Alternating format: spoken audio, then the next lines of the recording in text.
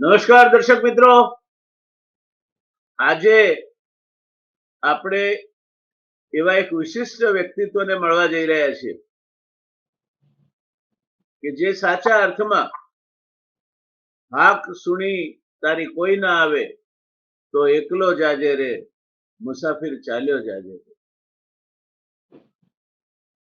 એક એવી વાત, એક એવી પ્રવૃત્તિ જેમાં શરૂઆતમાં જોડાવા સામે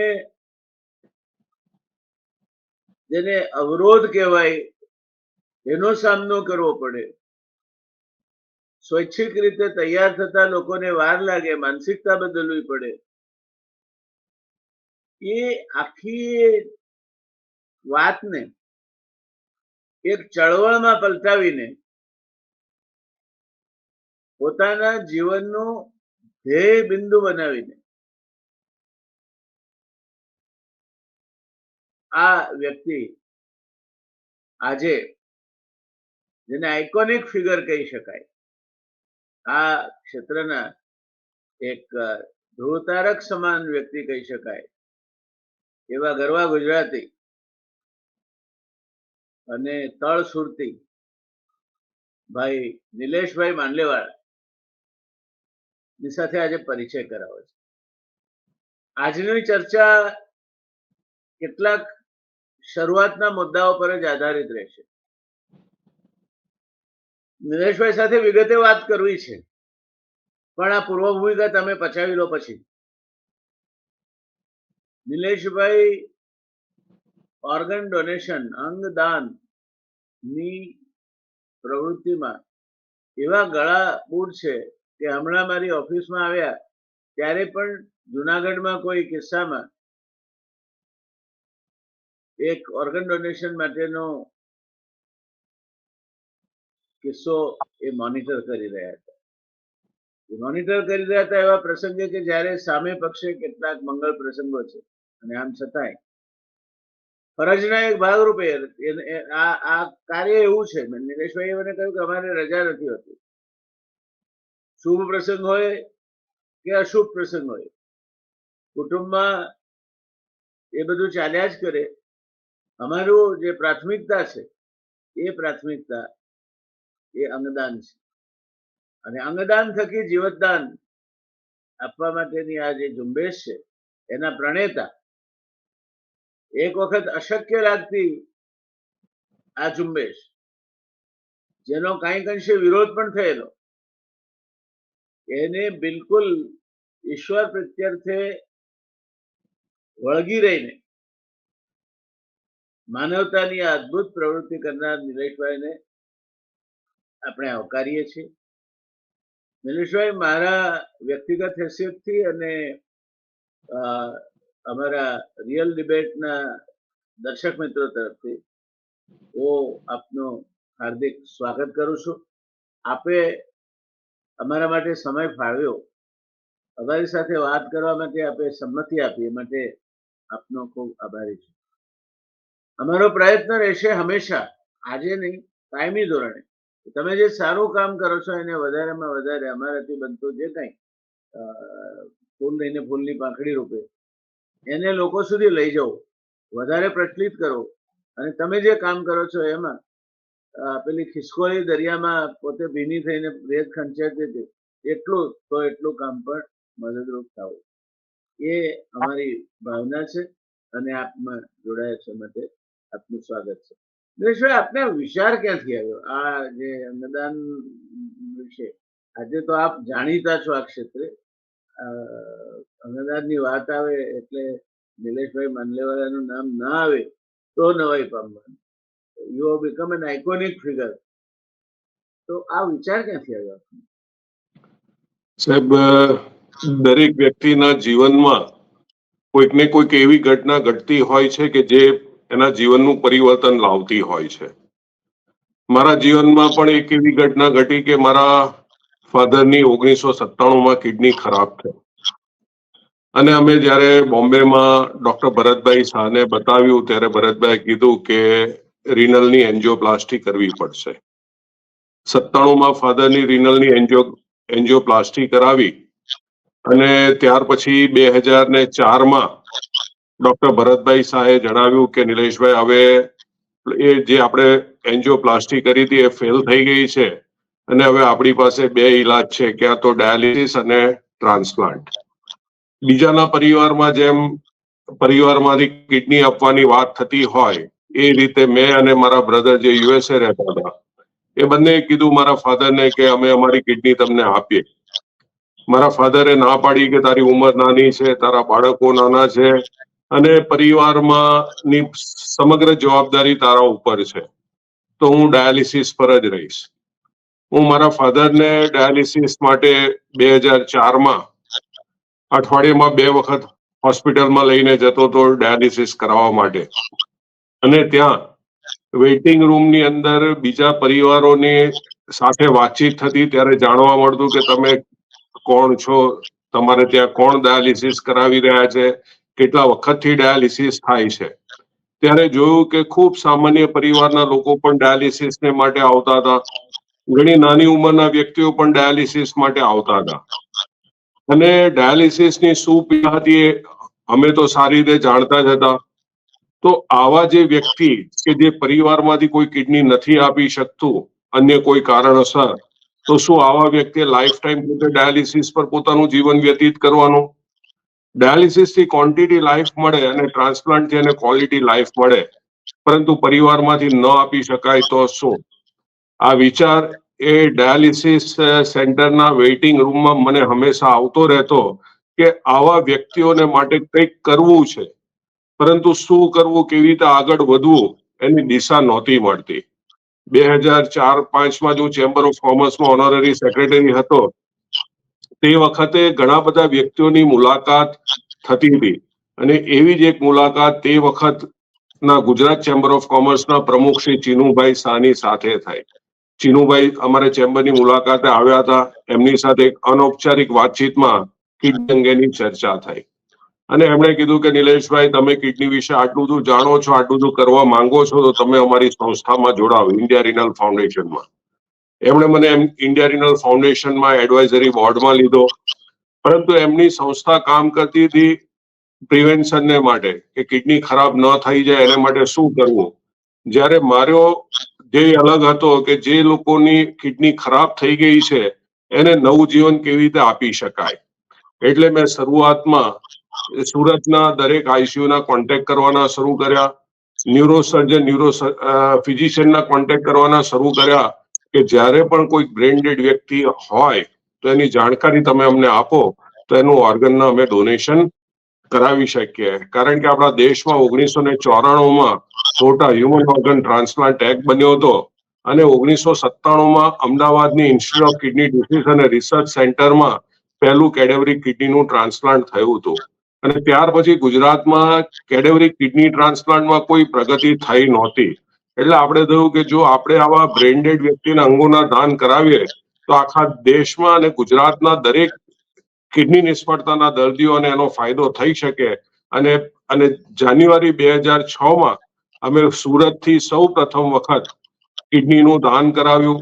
એક જગદીશભાઈ શાહ નામના 57 વર્ષના વ્યક્તિ સુરતની અશક્તાશ્રમ હોસ્પિટલમાં હતા અને સુરતના ન્યુરોસર્જને ડોક્ટર અશોકભાઈ પટેલે એમને બ્રેન ડેડ જાહેર કર્યું હતું અને એમનું કિડનીનું દાન થયું. એ ગુજરાતનું સૌ પ્રથમ ઇન્ટરસિટી કેડેવર ડોનેશનની શરૂઆત થઈ. એટલે કે સુરતમાંથી કિડનીનું દાન થયું. સુરતમાં કિડની ટ્રાન્સપ્લાન્ટનો પ્રોગ્રામ ન હોવાને કારણે એનું ટ્રાન્સપ્લાન્ટ અમદાવાદની ઇન્સ્ટિટ્યૂટ ઓફ કિડની ડિસીઝ અને રિસર્ચ સેન્ટરમાં કરવામાં આવ્યું. આ રીતે અમે પ્રવૃત્તિની શરૂઆત કરી. ખૂબ સરસ. પોતાને થયેલા અનુભવમાંથી પ્રેરણા લઈને એને સમષ્ટિના ભલા માટે કઈ રીતે વાપરવું, બીજાની વેદના જોઈને સંવેદના કઈ રીતે ઊભી કરવી, એ માણસ તરીકેનું એક મહત્વનું લક્ષણ છે. બધામાં હોય છે જરૂરી નથી, પણ જે ખરેખર માણસ તરીકે જીવવા માંગે છે, માણસ છે એનામાં સંવેદના હોવી જ જોઈએ.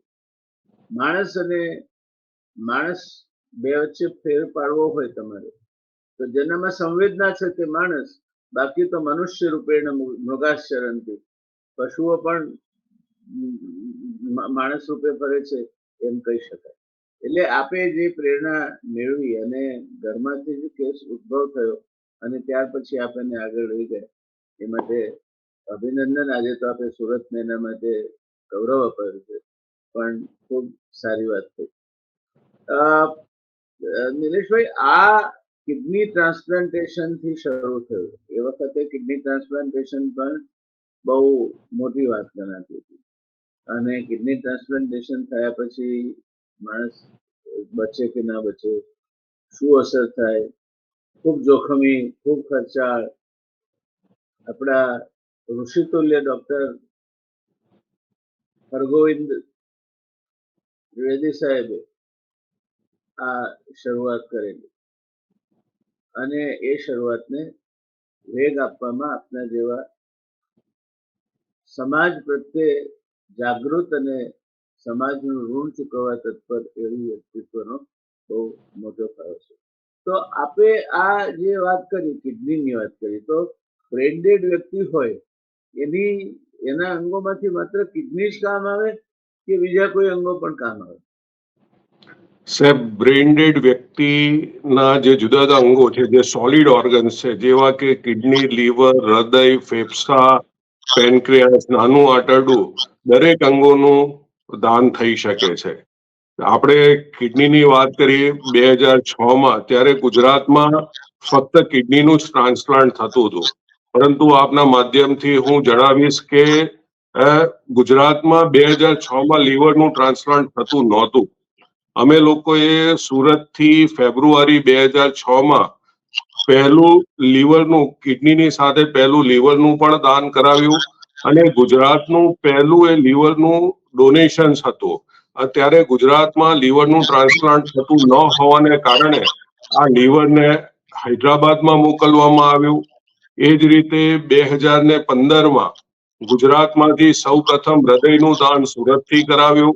તે વખતે ગુજરાતમાં હૃદય ટ્રાન્સપ્લાન્ટની સગવડ ન હોવાને કારણે આ હૃદયને મુંબઈ મોકલવામાં આવ્યું.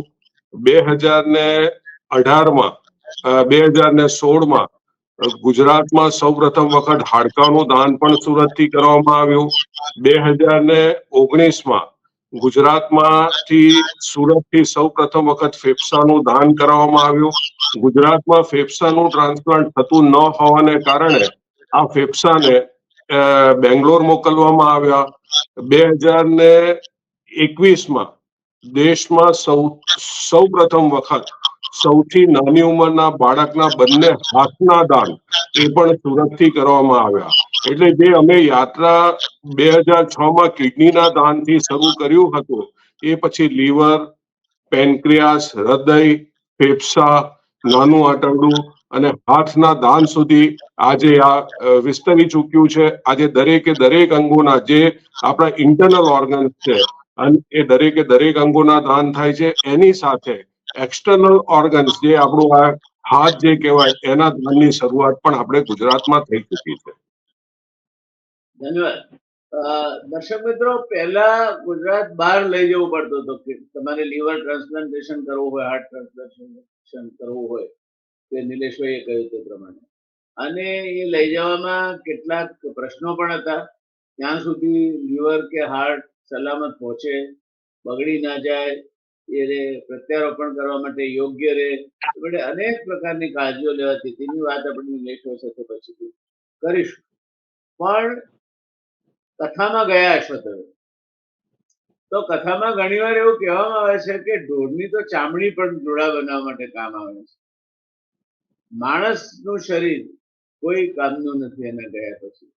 એ આખી જે વાત છે એને નિલેશભાઈના આ પ્રયત્ને ઉલટાવી નાખી. માણસનું કોઈ અંગ કામનું નથી, નહીં માણસનું એક અંગ કામનું છે. ચક્ષુદાનથી માંડીને હવે ચામડીનું પણ દાન થાય છે. તો એની સ્કિન બેંક ઊભી કરવામાં આવી છે. ત્યાં સુધીની એક વસ્તુ એ આજે બીજાને જીવતદાન આપવા માટે ઉપયોગી બને છે.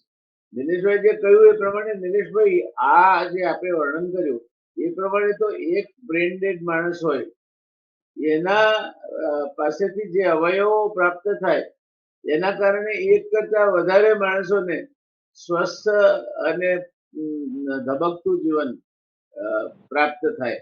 એ વાત સાચી? 100%.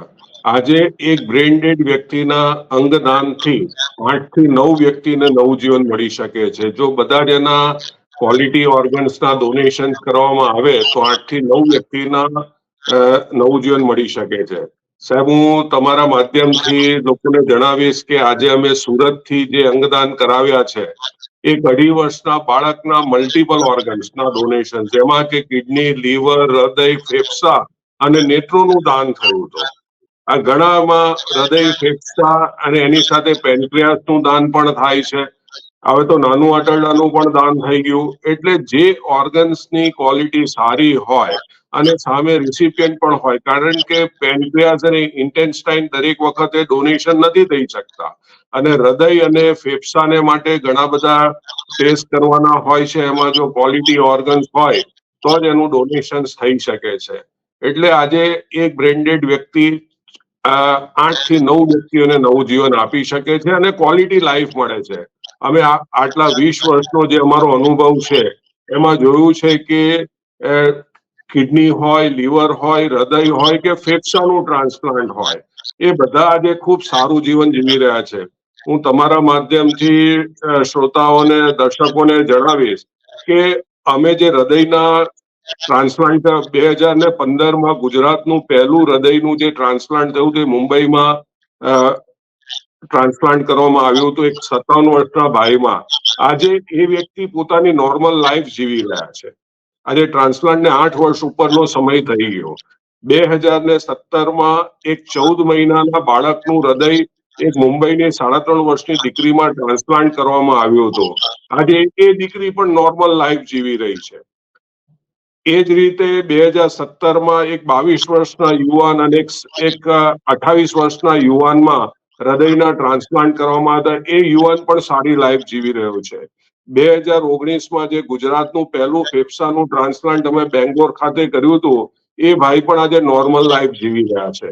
ઇવન હાર્ટ ટ્રાન્સપ્લાન્ટની સાહેબ હું વાત કરું તો ઓક્ટોબર 2021માં અમે 14 વર્ષના બાળકના બંને હાથનું દાન કરાવ્યું હતું અને એ હાથનું ટ્રાન્સપ્લાન્ટ ઉનાના એક 31 વર્ષના યુવાનમાં થયું હતું. આજે ટ્રાન્સપ્લાન્ટને 2 વર્ષ થઈ ગયા છે. એ યુવાન પણ સારી લાઈફ જીવી રહ્યો છે. અને એ જ રીતે એક મહિલામાં એક પુરુષના હાથના ટ્રાન્સપ્લાન્ટ થયા હતા. એ મહિલા પણ આજે ટ્રાન્સપ્લાન્ટના 2 વર્ષ પછી એક નોર્મલ લાઈફ જીવી રહી છે. એટલે જે ટ્રાન્સપ્લાન્ટનો સક્સેસ રેટ છે એ પણ વધતો ગયો છે. અને એની સાથે જે લોકો જેને લાઈફ મળે છે એ પણ ક્વોલિટી લાઈફ મળી રહી છે. દર્શક મિત્રો, એક વાત જો તમે ધ્યાનથી સાંભળી હોય, નિલેશભાઈ જે કહી છે કે તમે ડાયાલિસિસ જેવા ઉપચારો કરો છો તો એનાથી કિડની ફંક્શનમાં ચોક્કસ ફાયદો થાય છે, પણ એ ક્વોન્ટિટી ઓફ લાઈફ ઇમ્પ્રુવ કરે છે, તમારું લંબાઈ જીવનની વધારી આપે છે. જ્યારે transplantation quality of life improve કરે, એ તમારી ગુણવત્તા જીવનની વધારી આપે. કારણ કે ટ્રાન્સપ્લાન્ટેશન ન કરાયું કિડનીનું અને ડાયાલિસિસ પર જ ચાલ્યા તમે, તો ડાયાલિસિસના અનેક પ્રશ્નો આગળ જતા આવે છે. એની વારંવાર ડાયાલિસિસનો ખર્ચાની વાત કહેવા દઈએ આપણે, સરકાર અત્યારે એમાં તો ઘણી સબસિડી પણ આપે છે, પણ એ સિવાયના જે બધા એના કોમ્પ્લિકેશન થાય છે, વેન એની તમારે અમુક સમય પછી બદલવી પડે છે. આ બધી બાબતોમાં જે ક્વોન્ટિટી ઓફ લાઈફ વધે ચોક્કસ, એ પણ અમર્યાદ નથી વધતી, પણ ક્વોલિટી ઓફ લાઈફ તો ટ્રાન્સપ્લાન્ટ થી જ વધે. તમે સામાન્ય જીવન તો જ જીવી શકો છો. એમાં કેટલાક દવાઓ લેવી પડે છે, જેની વિશે હું નિલેશભાઈને પૂછવાનો કે કિડની ટ્રાન્સપ્લાન્ટેશન કરાવો કે ઓર્ગન ટ્રાન્સપ્લાન્ટેશન કરાવો તો એ પછી કેટલીક દવાઓ જેને ઇમ્યુનો સપ્રેશન કહે છે એ લેવા પડે છે, પણ એ શું હોય છે અને કેટલો ખર્ચો થતો છે? સાહેબ, કોઈ પણ ટ્રાન્સપ્લાન્ટ, કારણ કે આ ફોરેન બોડી છે, આપણા શરીરની અંદર એક ફોરેન બોડી છે, એટલે રિજેક્શનના હંમેશા ચાન્સ રહે. એટલે એના માટે જે આ ઇમ્યુનોસપ્રેશન જે ડ્રગ્સ હોય છે તમારે લાઈફ ટાઈમ લેવા પડતા હોય છે. એની પાછળ ખર્ચો તમારે 6,000 થી લઈને 10,000 15,000 સુધીનો પણ ખર્ચો થઈ શકે છે. પરંતુ એને ધારો કે કિડની છે તો કિડની માટેના દર વખતે એના જુદા જુદા ટેસ્ટ કરાવીને એનો ફોલોઅપ કરાવવાનો હોય. હૃદયનું હોય તો હૃદયની બાયોપ્સી કરાવીને જોવામાં આવે જેથી રિજેક્શન ન થાય. અને જે કોઈ પણ વ્યક્તિના ટ્રાન્સપ્લાન્ટ થાય છે એ લોકો જે ટ્રાન્સપ્લાન્ટની જે ટીમ હોય છે એની સાથે હંમેશા કોર્ડિનેશનમાં રહેતા હોય ને રેગ્યુલર ફોલોઅપ રાખીને રેગ્યુલર દવા અને ચેકઅપ કરાવતા હોય તો એને સારી લાઈફ હંમેશા મળતી રહેતી હોય છે. દ્વિવેદી સાહેબ જ્યારે હયાત હતા અને મારા સદનસીબે એ સમયગાળા દરમિયાન આરોગ્ય મંત્રી તરીકે મને પણ આઈકેડીઆર સાથે ઇન્ટરેક્ટ કરવાનો તક મળેલી. ત્યારે એ દર વર્ષે જે લોકોએ ટ્રાન્સપ્લાન્ટ કરાવ્યું હોય અને પછી સામાન્ય જીવન જીવતા હોય એમનું એક સંમેલન કે મેળાવડો કરતા. અને એના કારણે એ દર્દીઓ જે ભૂતકાળમાં જેમણે ટ્રાન્સપ્લાન્ટ કરાવ્યું છે એમને મળવાનો દર્શક મિત્રો મને મોકો મળતો. અને જે રીતે એમની આપણે સ્થિતિ જોઈએ તો આપણને એમ લાગે કે એમને કોઈ પ્રોબ્લેમ જ નથી, સામાન્ય જીવન જીવે છે. ખાલી આ જે નિલેશભાઈ કહ્યું ઇમ્યુનોસપ્રેશન એના કારણે તમારી રોગ પ્રતિરોધક શક્તિ ઘટે છે. એટલે તમારે અમુક ચરી પાળવી પડે છે, અમુક દવાઓ લેવી પડે છે. એને બાદ કરતા બાકી કિડની ટ્રાન્સપ્લાન્ટ કરાવેલો દર્દી એ મારા તમારા જેવું સામાન્ય જીવન જીવી શકે છે અને quality of life as he rightly said માણી શકે છે. એટલે ટ્રાન્સપ્લાન્ટેશન એ આમાં ખૂબ અગત્યનો ભાગ ભજવે છે. ડોક્ટર બર્નાર્ડે જ્યારે પહેલું હૃદય ટ્રાન્સપ્લાન્ટેશન કર્યું ત્યારે એમને કદાચ ખ્યાલ નહીં હોય કે એક પરિવર્તનની આખી દુનિયાનો એ પાયો નાખી રહ્યા અને એ માત્ર હૃદય પૂરતો મર્યાદિત નહીં રહે, ઓપન હાર્ટ સર્જરી પૂરતો કે હૃદય પૂરતો મર્યાદિત નહીં રહે. આજે આપણે એમ કહી શકીએ કે હવે આ વાત સાચી પડી છે. હવે તો વર્તારા એવા પણ આવ્યા છે કે આપણે આ ઓર્ગન ટ્રાન્સપ્લાન્ટેશન એ આર્ટિફિશિયલી મેન્યુફેક્ચર્ડ ઓર્ગનથી પણ કરી શકીશું. હજુ થતું નથી પણ કરી શકીશું. એ પ્રકારના સંશોધનો લગભગ પૂર્ણતાને આરે છે. એટલે તમે એમેઝોન પરથી કે ફ્લિપકાર્ટ પરથી લીવર મંગાવી શકો એ દિવસો બહુ દૂર નથી, કે કિડની મંગાવી શકો એ દિવસો બહુ દૂર નથી. આ પરિસ્થિતિમાં જે લોકોએ આ કામને વેગ આપ્યો અને એનામાં શ્રદ્ધા પ્રસ્થાપિત કરી. કોઈ પણ ચેન્જ છે, કોઈ બદલાવની પ્રક્રિયા છે, હંમેશા રેઝિસ્ટ થાય. એવા પહેલું માણસને શંકા થાય, એના કારણે એક પ્રકારનો અવરોધ ઊભો થાય અને એ અવરોધને તોડવો એ બહુ મોટી વાત છે. તો નિલેશભાઈ, આપ જ્યારે કોઈ કિસ્સામાં ઓર્ગન ટ્રાન્સપ્લાન્ટ કરવા માટે કાઉન્સેલિંગ કરવા જાઓ છો ત્યારે શું અનુભવ થાય છે? સાહેબ, તમારો જે સવાલ છે ને ખૂબ જ સાચો સવાલ છે. કારણ કે જ્યારે આ 2005માં શરૂઆત કરી, 2006માં પહેલું ઓર્ગન મળ્યું, ત્યાંથી લઈને 2013 સુધીની જો હું વાત કરું ને તો પરિસ્થિતિ ખૂબ ખરાબ હતી. એટલા માટે કે જ્યારે પણ અમને હોસ્પિટલથી કે ડોક્ટર્સનો કોલ આવતો કે અહીં એક બ્રેઇન ડેડ પેશન્ટ છે અને અમે હોસ્પિટલમાં જઈને કાઉન્સેલિંગ કરતા, ત્યારે એવા પરિવારની સાથે કાઉન્સેલિંગ કરતા કે જેને જીવનમાં આપણે કદી પણ મળ્યા નહોતા. અને એવા સમયે કાઉન્સેલિંગ કરવાનું થતું હતું કે જ્યારે પરિવારમાં રુદન હોય, આક્રંદ હોય, કારણ કે ડોક્ટરે એમને જણાવ્યું હોય કે તમારું સ્વજન બ્રેઇન ડેડ છે અને એ થોડા સમય કે થોડા દિવસનું મહેમાન છે. ત્યારે જ્યારે અમે કાઉન્સેલિંગ કરતા ત્યારે લોકો અમને અપશબ્દો બોલતા, મારવા દોડતા, ગાળો બોલતા, જલ્લાદ કહેતા. કારણ કે એને એવું લાગતું કે વેન્ટિલેટરથી તો એનું હૃદય ધબકી રહ્યું છે, એનું હૃદય ધબકી રહ્યું છે, એ એનો શ્વાસોશ્વાસ લઈ રહ્યો છે, અને આ લોકો ઓર્ગન માંગે છે. ત્યારે અમે લોકોને સમજાવવું પડતું કે બ્રેઇન ડેડ એટલે શું. અમે લોકોને સમજાવતા ગયા ધીમે ધીમે કે brain dead is due to death. તમારો શરીર છે પણ આત્મા ચાલી ગયો છે, આ પરિસ્થિતિ છે. આપણે એ લોકોને એમને સમજાવ્યું કે તમારા સ્વજનના અંગોની સ્વર્ગમાં જરૂર નથી, પરંતુ પૃથ્વી પર જરૂર છે. એને કારણે કોકને ને કોકને નવું જીવન મળશે. આ સમજાવવું ખૂબ કઠિન, કહેવા માટે બહુ ઈઝી લાગતું હોય, પરંતુ તે સ્થળ પર ત્યાં પરિસ્થિતિ પર સમજાવવું એ ખૂબ કપરું કાર્ય હોય.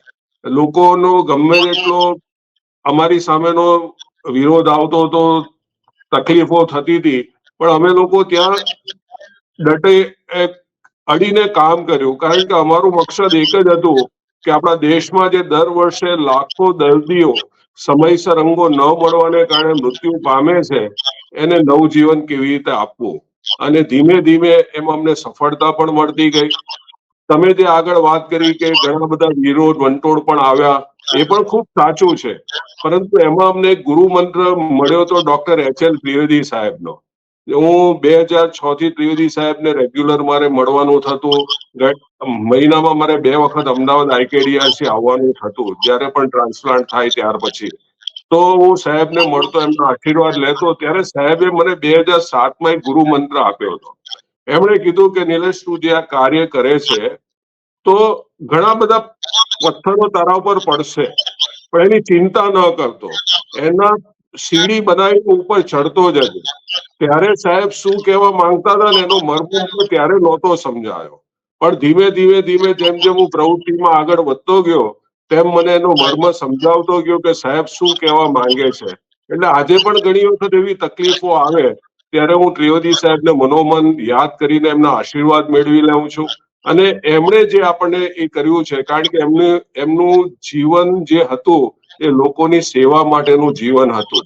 આજે 83 વર્ષ 85 વર્ષની ઉંમર સુધી એમણે સતત લોકોની સેવા કરી, અને એમને કોઈ પણ આપણા ગુજરાત કે બહારના રાજ્યનો કોઈ પણ દર્દી આવ્યો હોય એ રડતો રડતો ન જાય, હસતો હસતો જાય, એ હંમેશા એ ધ્યાન રાખતા હતા. એટલે એ જ માર્ગ પર અમે લોકો પણ એમના આશીર્વાદ લઈને ચાલ્યા કર્યા છે કે આજે આપણા દેશમાં જે દર વર્ષે લાખો દર્દીઓ સમયસર અંગ ન મળવાને કારણે મૃત્યુ પામે છે, એને નવું જીવન કેવી રીતે આપી શકાય.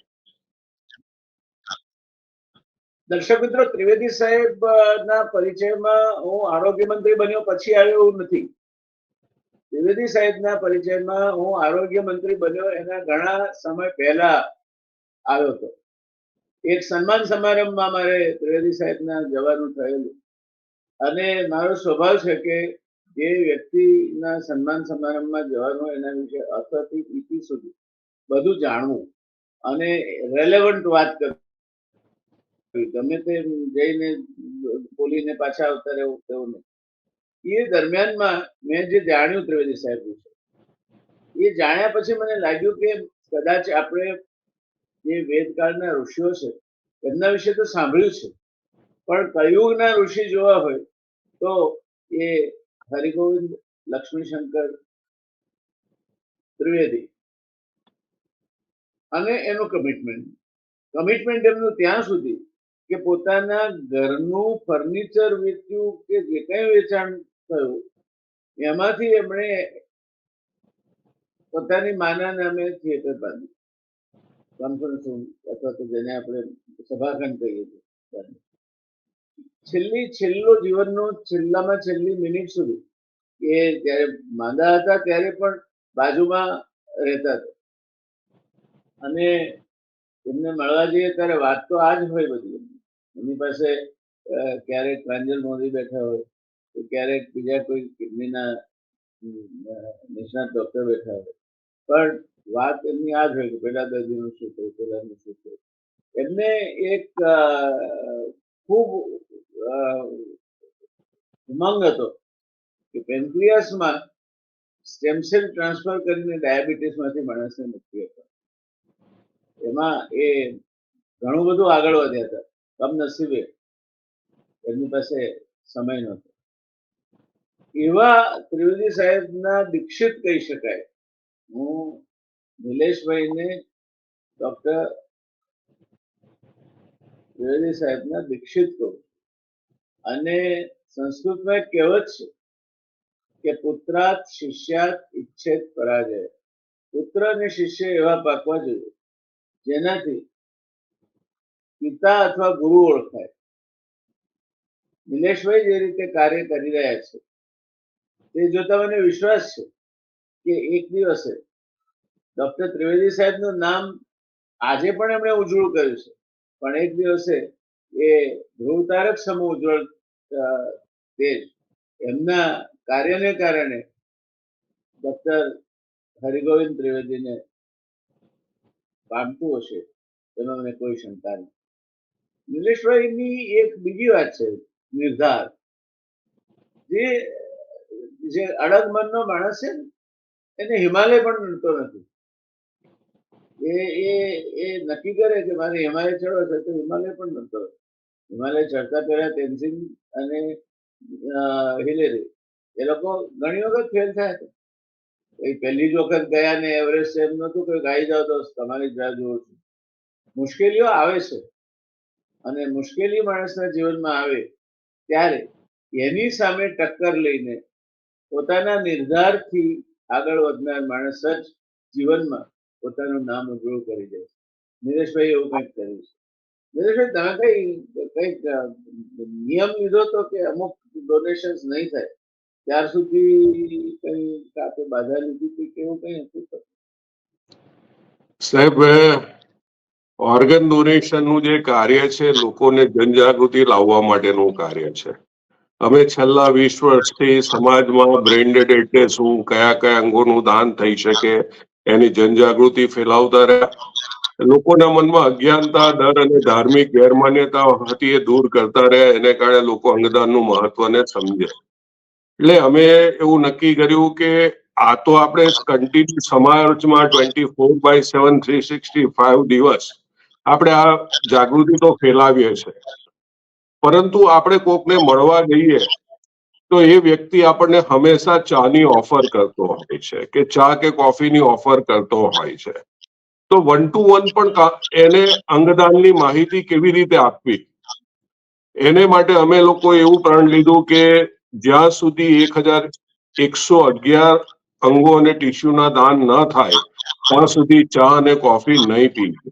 એટલે જ્યારે પણ લોકોને અમે મળવા જતા ત્યારે લોકો ચા કોફીની ઓફર કરતા તો અમે કહેતા કે ભાઈ અમારું તો અમે નથી પીતા. એટલે લોકો કહે કે યાર ચા કોફીમાં શું વાંધો છે? એટલે અમે એની સાથે અડધો કલાક અંગદાનની 1 to 1 ચર્ચા કરતા. અને એ પ્રણ અમારું ગત વર્ષે પૂર્ણ થયું. જુલાઈ મહિનામાં અમારે 1111 થી વધુ અંગોના દાન થયા અને અમારા ડોનેટ લાઈફ ટ્રસ્ટના ટ્રસ્ટી અમારા મુરબ્બી ગોવિંદભાઈ ધોળકિયાજીએ અમને ત્યાર પછી ટી પાર્ટી આપી. એમની ઓફિસે અમને અમારી આખી ટીમને બોલાવી અને ટી પાર્ટી કરાવીને અમને એમ કીધું કે ભાઈ હવેથી આ તમારું પૂરું થયું છે, અહીં એટલા માટે આપણે એક ટી પાર્ટી રાખીએ છીએ. પરંતુ અમારું મિશન આ તો એક પહેલું મિશન હતું. હજુ અમારું મિશન ખૂબ મોટું મિશન છે. અમારું મિશન એ છે કે 2047માં જ્યારે આપણો દેશ શતાબ્દી વર્ષની ઉજવણી કરી રહ્યો હોય ત્યારે આપણા દેશમાં કોઈ પણ વ્યક્તિનું મૃત્યુ અંગ ન મળવાને કારણે ન થાય. એ મિશનને લઈને અમે ચાલી રહ્યા છે અને એ મિશન માટે અમે યુવાનોની ટીમ પણ તૈયાર કરી રહ્યા છે. અમે આજના યુવાનોને પણ સમજાવી રહ્યા છે કે તમે કોઈ પણ ફિલ્ડમાં જશો, પ્રોફેશનલ થશો, બિઝનેસમાં જશો, પણ એક સામાજિક પ્રવૃત્તિ તમે સાથે જોડો અને એ સામાજિક પ્રવૃત્તિમાં તમે અંગદાનની પ્રવૃત્તિને આગળ લઈને ચાલો તો આપણા દેશમાં જે લાખો દર્દીઓ અંગ ન મળવાને કારણે મૃત્યુ પામે છે એને નવજીવન મળે. અને અમને આનંદ પણ છે કે આજે ઘણા બધા યુવાનો જોડાઈ રહ્યા છે. ધીમે ધીમે ટીમ તૈયાર થઈ રહી છે અને આ ટીમ આવનારા 25 વર્ષની અંદર દેશમાં એવું વાતાવરણ તૈયાર કરશે કે કોઈ પણ વ્યક્તિને પોતાના પરિવારમાં કિડની કે લીવર ખરાબ થાય તો આપવાની જરૂર ન ઊભી થાય. સાહેબ, હું તમારા માધ્યમથી દર્શકોને પૂછવા માંગુ છું કે આપણા પરિવારમાં કોકની કિડની ખરાબ થાય છે, પરિવારમાંથી કિડની આપી શકાય. લીવર કોઈનું ખરાબ થાય તો ફેટી લીવર હોય, ટ્રાન્સપ્લાન્ટની જરૂરિયાત હોય તો પરિવારવાળો આપવા માંગે છે, પણ અન્ય વ્યક્તિનો પણ ફેટી લીવર છે કે અન્ય કોઈ કારણસર લીવર આપી શકતા નથી તો એવા વ્યક્તિનું શું? કિડનીમાં તો ડાયાલિસિસ પણ ઈલાજ છે, જ્યારે લીવરમાં તો ટ્રાન્સપ્લાન્ટને સિવાય કોઈ ઈલાજ જ નથી. આપણા દેશમાં કેટલા એવા વ્યક્તિઓ છે કે જેને હૃદય ટ્રાન્સપ્લાન્ટની જરૂરત છે. એનું હૃદયનું પમ્પિંગ 5 કે 10% છે, 5 સ્ટેપ ચાલે છે તો એનો શ્વાસ ફૂલી જાય છે. ખાવા પીવા પર રિસ્ટ્રિક્શન છે, એ પોતાનું જીવન બેડ પર જ વ્યતીત કરવું પડે છે. આવા વ્યક્તિને હૃદય આપશે કોણ? જીવતા જીવત કોઈ પણ વ્યક્તિ પોતાના હૃદયનું દાન ન કરી શકે. કોરોનાના સમયમાં આપણે જોયું કે કેટલા વ્યક્તિઓના ફેફસા ખરાબ થઈ ગયા અને એને કારણે મૃત્યુ પામ્યા. ઘણા વ્યક્તિઓ આજે પણ એવા છે સાહેબ કે જે દિવસના 15-20 લીટર ઓક્સિજન પર પોતાનું એને આપવો પડતો હોય છે, ત્યારે પોતાનું જીવન એ જીવી રહ્યા હોય છે. અને જીવન જીવી નથી રહ્યા, એ નવું એની લાઈફને, ક્વોલિટી લાઈફને આગળ વધારવા માટે એને ખૂબ મુશ્કેલી પડતી હોય છે. આ તો આપણે ઇન્ટરનલ ઓર્ગન્સની વાત કરી, પરંતુ આપણા દેશમાં કેટલા એવા વ્યક્તિઓ છે કે જેના અકસ્માતમાં બંને હાથ કપાઈ જાય છે અને એ વ્યક્તિ પોતાનો સામાન્ય જીવન જીવી નથી શકતા. એ લોકોએ સ્વાવલંબી જીવનને બદલે પરાવલંબી જીવન જીવવું પડતું હોય. આપણે કલ્પના કરો કે કોઈ વ્યક્તિના બંને હાથ કપાઈ ગયા હોય, એવા વ્યક્તિની કલ્પના કરો અકસ્માતમાં બંને હાથ કપાઈ ગયા હોય, એ વ્યક્તિને પોતાના શરીર પર ખંજવાળ આવે તો એ વ્યક્તિ ખંજવાળી પણ ન શકે. પોતાના નાના બાળકો હોય તો એના ગોદમાં લઈને વાલ પણ ન કરી શકે. આવા વ્યક્તિની જો પીડાની આપણે કલ્પના કરીએ ત્યારે આપણને ખબર પડે કે આજે જે બ્રેઇન ડેડ વ્યક્તિનું દાન કરાવીએ તો આવા કેટલા વ્યક્તિઓને નવું જીવન મળે. અને આ જે નવું જીવન મળે છે સાહેબ, તો તે વ્યક્તિને નથી મળતું, પરંતુ તેના સમગ્ર પરિવારને મળે છે. આપણી ગુજરાતીમાં કહેવત છે કે જેની ગોઢડી જાય ને એને તાડ વાગે. આપણા પરિવારમાં જ્યારે કોઈકનું ઓર્ગન્સ ખરાબ થયું હોય ત્યારે જ એની પીડાની અસર આપણને ખબર પડે. એટલે મારી આપના માધ્યમથી દરેક મિત્રોને નમ્ર વિનંતી છે કે અંગદાન જીવનદાનનો સંદેશો અને સમાજમાં આપણ અમે તો કરીશું જ, પણ આ કાર્યક્રમમાંથી આપને લાગે કે કોઈ ક્લિપ્સ જુદી બનાવી છે તો એ પણ બનાવી આપીશું તમને, કે જેથી વધારે લોકો સુધી પહોંચી શકે. દર્શક મિત્રો, નિલેશભાઈ સાથે તો વાતો કરતા જ રહીએ એવું લાગે છે, પણ એક સાથે તમને બધો ભારે ડોઝ આપી દઈશું તો મને લાગે છે કે તમારી ગ્રહણ શક્તિની મર્યાદા આવશે. એટલે આપણે આ કાર્યક્રમ 3 ભાગમાં કરવાનો નક્કી. પહેલા મેં 2 ભાગમાં કરવાનો નક્કી કરેલો, 3 ભાગમાં કરવાનો નક્કી કર્યો છે. નરેશભાઈ, તમને સુરતથી અમે અમદાવાદ ધક્કો નહીં ખવડાવીએ, અને અમદાવાદ આપ સુરતથી પણ જોડાઈ શકશો આ કાર્યક્રમ. સાહેબ, તમને મળવાનું પણ ગમશે. તો યુ આર વેલકમ. પણ આપણે 3 ભાગમાં કરીશું. બીજા ભાગમાં ઓર્ગન ડોનેશન માટેના કાયદાઓ શું છે, એની વિધિઓ શું છે, શું કરવું જોઈએ, કોણ ઓર્ગન ડોનેટ કરી શકે, કોણ ઓર્ગન રિસીવ કરી શકે, એ અંગે વાત કરીશું. અને ત્રીજા ભાગમાં આપણે અમુક સેન્સિટિવ ઓર્ગન ડોનેશન, જે આ લોકો ગ્રીન કોરિડોર કહે છે, સુરતથી એક ઓર્ગન હૃદય લાવવાનું હતું તો પોલીસે ખાસ ગ્રીન કોરિડોર એના માટે તૈયાર કર્યો હતો. આવા વિશિષ્ટ જે બાબતો છે એ અંગેની ચર્ચા પણ આપણે નિલેશભાઈ આજે અહીંયા રોકાઈશું. નિલેશભાઈ, સાહેબ, મારે એક વાત કહેવી છે કે સાહેબ, તમારો પણ એમાં અમને ખૂબ જ પ્રોત્સાહન અને સહયોગ મળ્યો છે. આપ જ્યારે હેલ્થ મિનિસ્ટર હતા ત્યારે ઘણા બધા ઇસ્યુઝ 2009ની જો હું વાત કરું સાહેબ, આપણને ખ્યાલ છે જ, તો ત્યારે ઘણા બધા એવા વિષયો આવતા હતા કે આ પ્રવૃત્તિ બંધ કરી દેવું, અટકાવી દેવું, પણ તમે પણ અમને ખૂબ પ્રોત્સાહન આપ્યું હતું અને આ પ્રવૃત્તિને આગળ વધારવા માટે તમે હેલ્થ મિનિસ્ટર સાહેબ તરીકે પણ અમને એના માટે ખૂબ પ્રોત્સાહન આપ્યું હતું. આજે સાહેબ, હું ખરા હૃદયથી તમારો પણ આભાર માનું છું, કારણ કે ગુજરાત સરકારે તો અમને આપતો જ. માણસને પુણ્ય કાર્યમાં ભાગીદાર બનાવવાનો કે આગળ અડાડવાનો મોકો પણ એના પુણ્ય પર જાગૃત થાય તો જ મળતો હોય છે. પુણ્ય તમારો ખાલી મેં તો આંગળી અડાડ્યું છે. એટલે એવા મને આનંદ છે કે આજે એ પ્રવૃત્તિ વટવૃક્ષ થઈને વિકસી છે. સાચા અને સારા માણસોને તમે જો ટ્રસ્ટ કરો, એમના પર વિશ્વાસ મૂકો, તો એના શું પરિણામ આવે એનો આદર્શ ઉદાહરણ નિલેશભાઈ તમારી પ્રવૃત્તિ છે. અભિનંદન તમને અને તમારી ટીમને.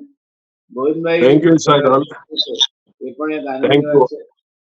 ગોવિંદભાઈ એક સાધુ ચરિત માણસ છે, અને આવા માણસ જયારે ટ્રસ્ટી હોય ત્યારે એ પ્રવૃત્તિ પણ એમની ચોક્કસ સારી રીતે ચાલવાની અને આગળ પણ આપના જે સ્વપ્નો છે એ સ્વપ્નો સફળ થશે. મારી ખૂબ ખૂબ શુભકામનાઓ. મેં કહ્યું તેમ મારે હજુ આપની સાથે બીજા 2 એપિસોડ શૂટ કરવા પડશે.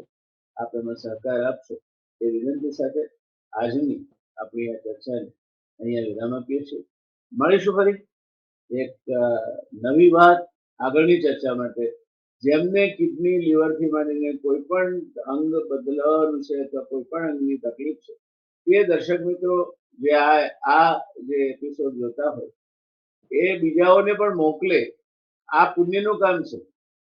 તમે તમારા પૂરતું ન રાખશો. કવિ મકરંદે કહ્યું છે કે ગમતું હોય તો અલ્યા ગુંજે ન ગાલીએ. ગમતું હોય તો અલ્યા ગુંજે ન ગાલીએ. ગમતાનો કરીએ ગુલાલ. આ ગમતાનો ગુલાલ કરવાની પ્રક્રિયામાં આપણી સાથે નિલેશભાઈને આજે આપણે જોડ્યા છે. એમણે સમય આપ્યો માટે આપણે આભાર માનવો જોઈએ. કારણ કે એમનો એક અત્યારે પણ એ આ એક ઓર્ગન ડોનેશનના કામમાં જ લાગેલા છે અને એમાંથી સમય કાઢી અને આપણને સમય આપ્યો છે. ખૂબ ખૂબ આભાર નિલેશભાઈ. મળીશું. ધન્યવાદ. આવજો. Thank you.